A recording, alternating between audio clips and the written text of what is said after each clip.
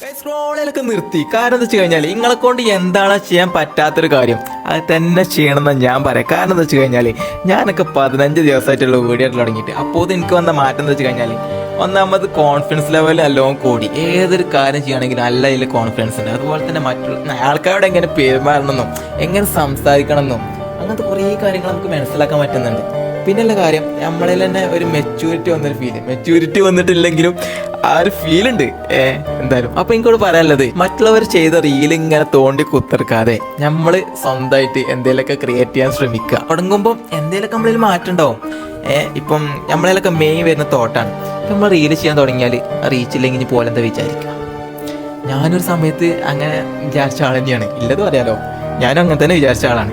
പക്ഷെ എനിക്കിപ്പോൾ അങ്ങനെ കണ്ടിന്യൂസ്ലി വീഡിയോ ഇടാൻ തുടങ്ങിയിട്ടുള്ള മാറ്റങ്ങളാണ് ഞാൻ അത് പറഞ്ഞത്. ഇപ്പോൾ തുടങ്ങുമ്പം ഒന്നും പെർഫെക്റ്റ് ആവില്ല, ഒന്നും മൈൻഡ് ആക്കണ്ട. ആൾക്കാർ ഇപ്പോൾ അതൊക്കെ പറയും. പക്ഷേ നമ്മൾ തന്നെ ഇമ്പ്രൂവ് ആക്കാനും നമ്മൾ തന്നെ ബിൽഡ് ചെയ്ത് കൊണ്ടുവരാനും ഈ ഒരു കണ്ടന്റ് ക്രിയേഷനെ കൊണ്ട് സാധിക്കുന്നുണ്ട്. അപ്പോൾ എനിക്കോട് പറയാനുള്ളത് മറ്റുള്ളവരുടെ റീൽ ഇങ്ങനെ തോണ്ടി കുത്തിർന്നാൽ അവിടെ മൂലമൊക്കെ ഇപ്പം ഇന്നിരുന്നോർത്തേ കാരണം നാളെ ഇരിക്കുക, ആ ഒരു പുരുഷൻ മാത്രമേ ഉണ്ടാവുള്ളൂ. അപ്പോൾ അതുകൊണ്ട് എനിക്ക് പറയാനുള്ളത് നമ്മൾ ഇപ്പം ഒഴിവില്ല സമയം നമ്മളെ ബിൽഡ് ചെയ്ത് കൊണ്ടേ ഇരിക്കുക.